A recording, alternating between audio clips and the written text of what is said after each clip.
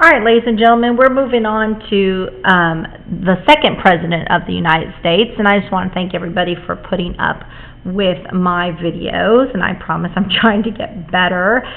There will be a Google form for this video also. If you will find that on the Moodle site and fill that in and turn that in, that would be great. The second president of the United States is John Adams. He is president of the United States from 1797 to 1801. He only serves one term. He is not reelected for a second term. He is our first president with an official political party. He is a Federalist. The Federalists, as we've learned before, the Federalists and the Democratic Republicans were our first two political parties here in our country. So John Adams is a Federalist president. He has a lot of influence from Alexander Hamilton also. Now, the only issue is, as you can see on the paper, his vice president was Thomas Jefferson. And as you can see, Thomas Jefferson is from a different political party. Well, that should seem very odd to you because today, you know, we have a president and a vice president that runs on the same, what we call, ticket. So if you wanted to vote for President Obama, you automatically got Joe Biden. That's not the case in 1797. The way that it worked is the person who got the most votes became president, and the person who got the second most votes became vice president. We did not have them on separate tickets. So this became a big problem. You've got a Federalist president and a Democratic Republican vice president. As you can imagine, they would not pretty much get along. It's interesting to note that Jefferson and Adams had been really close friends, especially when they were ministers to France. Jefferson was a pen pal of Abigail Adams, and Abigail had even taken care of Jefferson's daughter while they were in France. They were really good friends during the American Revolution. Remember, Adams actually encouraged Jefferson to write the Declaration of Independence. But because of the ruthlessness of the election, it really split up their friendship. And as we'll find out later, they will really become pretty big enemies. The other thing you need to know about John Adams, or it's an interesting fact to know, is that he is the first to live in the White House. He is the first president to live in the White House. Now, the White House was not called the White House. It was actually called the Executive Mansion. But we know it today as the White House. It wasn't quite finished. It didn't have any furniture. There's a great picture of Abigail Adams and some servants actually hanging laundry in the middle of the White House and the reception room. So anyway, they are the first to live there. Well, like George Washington, Adams has to deal with foreign affairs, and that's one of the first things that sort of plagues his presidency. What happens is that we have something called the XYZ affair. The French, upset still that we had not helped them in their revolution, the French Revolution, and by the way, their revolution is still going. It's actually turned pretty bloody, and Napoleon's starting to take over at this point. The French were capturing American ships and stealing our ships and impressing our sailors, similar to what the British had been doing, and of course George Washington sent John Jay to negotiate peace, thus the Jay's Treaty. So because, the thing about Adams is it's not that he was a bad president, he just had really huge shoes to fill. George Washington was one of a kind, and Adams just was not George Washington. He was a great revolutionary, and he was instrumental in the declaring independence in our country. But as a president, he's not seen as a favorite. But he wants to do as George Washington did. He wants to, keep with Washington's neutrality proclamation, and he wants to avoid war. So what Adams does is he sends Pinckney, Gary, and Marshall to meet the French minister Talleyrand. And these are what we call foreign ambassadors. So these foreign ambassadors go to the French to talk to them about, pretty much negotiating our neutrality and, keeping from going to war. Well, once they get there, and it's kind of an interesting story, the three ambassadors get to France, and they are not seen right away. The French minister actually has them wait for a couple of days. And this is seen as sort of an embarrassment and not really taking the Americans very seriously. And it gets even worse. The French minister actually sends some secret agents, and we only know the secret agents by some initials or some letters that Adams referred them to, and he referred to the three secret agents as X, Y, and Z. Well, the ambassadors meet X, Y, and Z, and they don't get to meet Talleyrand. The X, Y, and Z secret agents actually try to bribe us. So the French attempt a bribe of $250,000 for France, for the minister Talleyrand, and $10 million for the French. So in other words, they're trying to bribe us.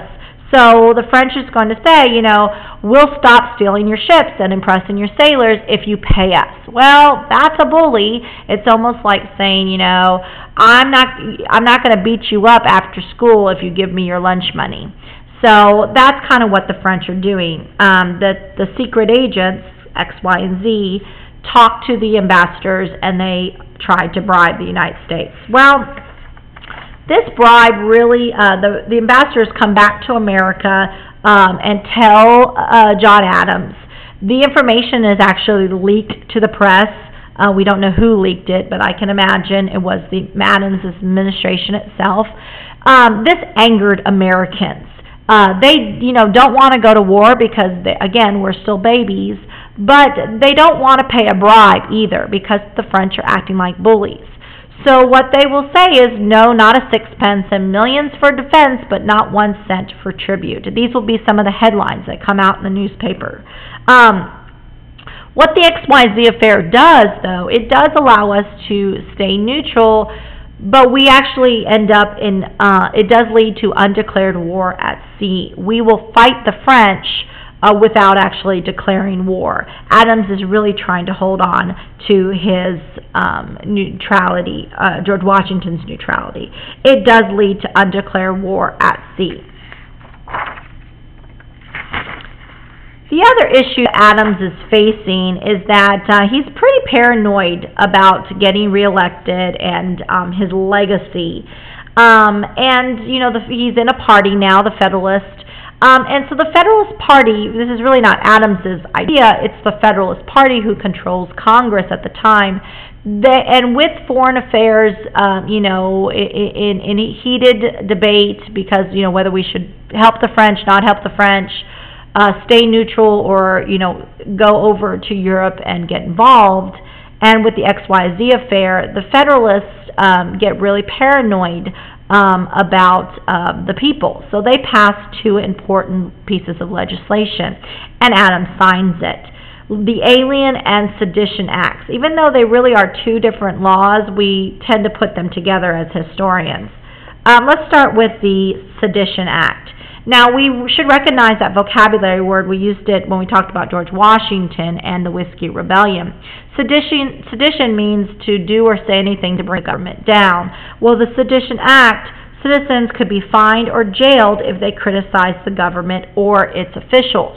So in other words, because, Adams is leading the charge in foreign affairs, they don't want the Democratic Republicans talking smack about the President of the United States or about Congress. So they pass the Sedition Act. And if you are caught saying something bad about the government or the President, you could be fined or jailed. Well, that should ring some bells for you because, we have a Bill of Rights. And the First Amendment says that we had the freedom of speech and the freedom of petition. So this really does violate our First Amendment right.